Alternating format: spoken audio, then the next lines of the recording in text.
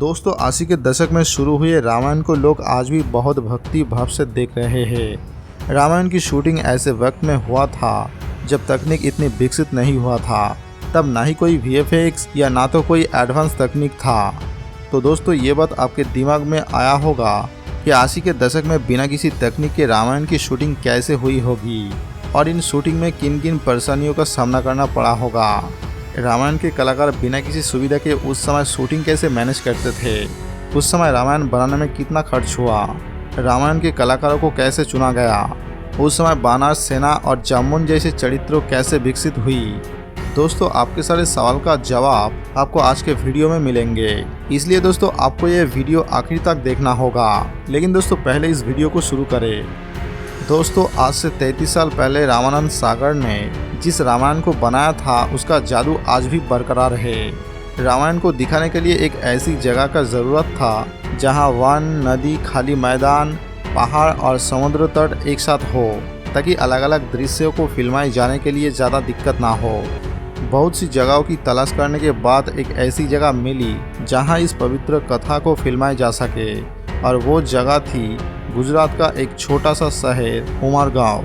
ये शहर रामायण के लिए एक पर्याप्त जगह थी। इस शहर की आबादी भी इतनी घनी नहीं थी, जिस वजह से काम करना मुनासिब हुआ। गुजरात के उमरगांव में रामायण की शूटिंग पूरे 550 दिन तक चले। इस दौरान कुल 78 एपिसोड फिल्माया गया। बताया जाता है कि शूटिंग के दौरान ज़्यादातर कलाकार सेट पे ही रोका करता था। उमरगांव मुंबई से 4 घंटे की दूरी में है और यहाँ पे बहुत सारे पर्यटन स्थल मौजूद है। रावण का किरदार निभाने वाले श्री अरविंद त्रिवेदी मुंबई से ट्रेन से उमरगांव शूटिंग के लिए आते थे। दोस्तों शूटिंग के दौरान कलाकारों में इतना मेलजोल बढ़ गया था कि जब रामायण की आखिरी एपिसोड की शूटिंग हुई तो सब भावुक हो गए थे और उनको ऐसा लग रहा था कि जीवन में से कोई जुदा हो रहा है। दोस्तों रामायण के प्रसारण के समय सड़कें सूनी हो जाती थी। घर के सभी लोग बैठ के एक साथ रामायण देखते थे। बहुत घरों में लोग अपने टीवी पर माला पहनाते थे।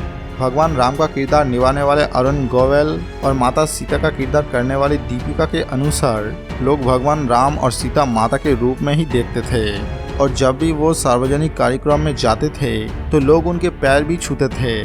दोस्तों अगर हम आपको रामायण के शूटिंग के बारे में बताएं तो रामायण में लक्ष्मण का किरदार निभाने वाले सुनील लहरी ने बताया कि रामायण में हनुमान जी को इधर उधर उड़ते हुए बहुत देखा गया है, लेकिन शूटिंग के दौरान वो उड़ नहीं रहे थे, वो तो उनको कुर्सी पे बस खड़े कर दिए जाते थे। जी हाँ दोस्तों, सुनील लहरी बताते हैं कि जब हनुमान जी के कंधे पर राम और लक्ष्मण को बैठाने वाला सीन शूट किया गया था तो वो उन दोनों के लिए बहुत ही मज़ेदार सीन था और शूटिंग के साथ उन्होंने बहुत लुत्फ भी उठाया था।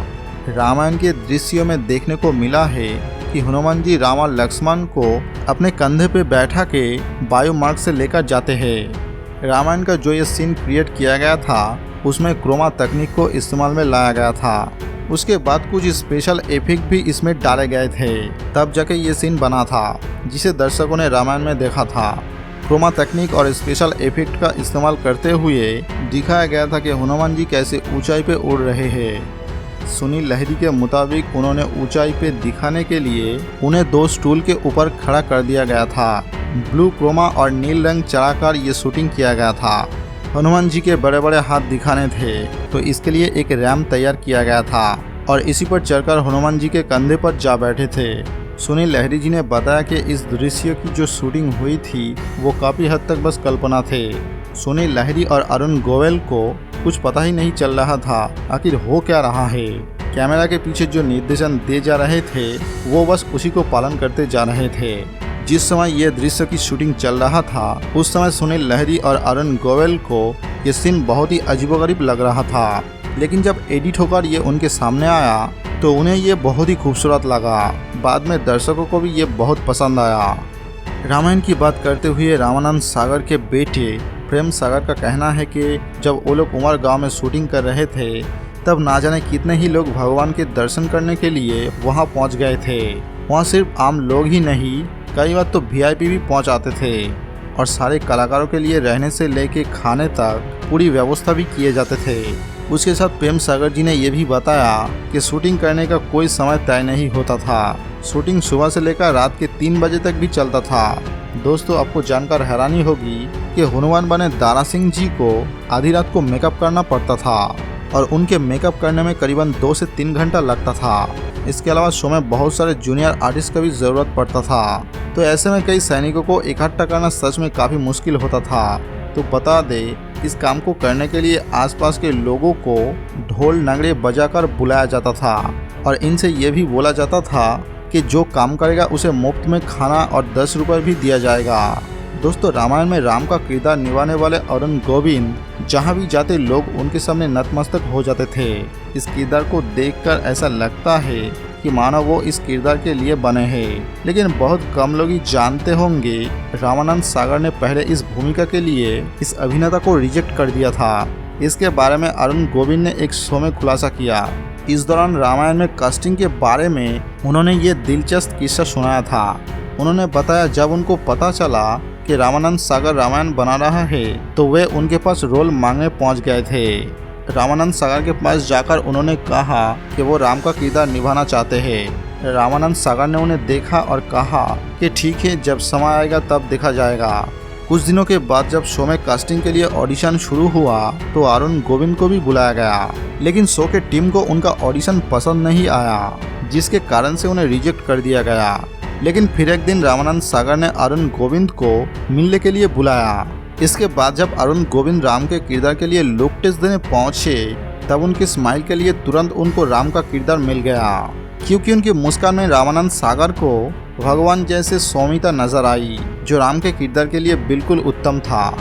रावण का रोल करके अरविंद त्रिवेदी घर घर लोकप्रिय तो हो गए, लेकिन आपको जानकर हैरानी होगी कि रामानंद सागर के लिए वो पहली पसंद नहीं थे।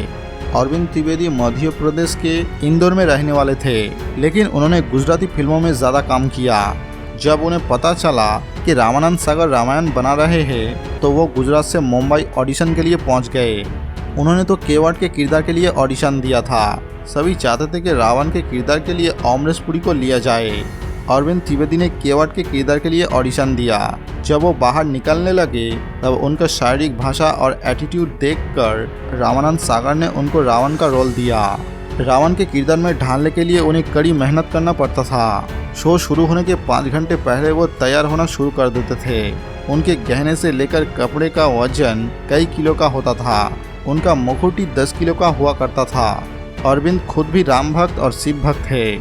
जब वो शूटिंग पर जाते थे तो पूरा दिन उपवास रहते थे। शूटिंग खत्म होने के बाद रात में वो अपना उपवास तोड़ते थे। उन्हें इस बात का बहुत अफसोस होता था कि लिखी हुई कहानी के कारण से उन्हें भगवान श्री राम के लिए कड़े शब्द का प्रयोग करना पड़ता था। सीता के रोल के लिए दीपिका चिगलिया का सिलेक्शन कैसे हुआ था, इस बारे में उन्होंने खुद कहा था। उस दिनों विक्रम बेताल की शूटिंग सागर जी के घर पे ही होते थे। दीपिका को महारानी का किरदार दिया गया था। वो पूरे दिन महारानी के बेस में ही घूमते थे। एक दिन दीपिका ने देखा सागर जी के घर पर बहुत सारे बच्चे आए हुए हैं। उन्हें ऐसा लगा कि सागर जी के पत्नी ने घर पे ट्यूशन क्लास देना तो शुरू ना कर दिया। फिर बाद में किसी ने बताया कि वो बच्चे रामायण सीरियल के लव कुश का ऑडिशन के लिए आया है। इसके बाद रामानंद सागर ने उनको सीता का रोल दे दिया। ये थी कहानी दीपिका की सीता बनने के। दोस्तों, 33 साल पहले इस शो के एक एपिसोड बनने में 9 लाख रुपया ही लगा पाते थे। हालांकि ये सीरियल ने दूरदर्शन के लिए 23 करोड़ रुपये कमाए थे। रामानंद सागर का शो विक्रम बेताल का एक एपिसोड 1 लाख रुपए में बनाता था। साल 1987 में 9 लाख रुपये आज के ज़माने में मतलब 2022 में 1 करोड़ रुपये के बराबर है। अगर आज रामायण बनाए जाते तो 1 करोड़ रुपए एक एपिसोड में खर्च होते। लेकिन जब टीवी पर रामायण शुरू हुए तो दर्शकों ने इसे खूब प्यार दिया।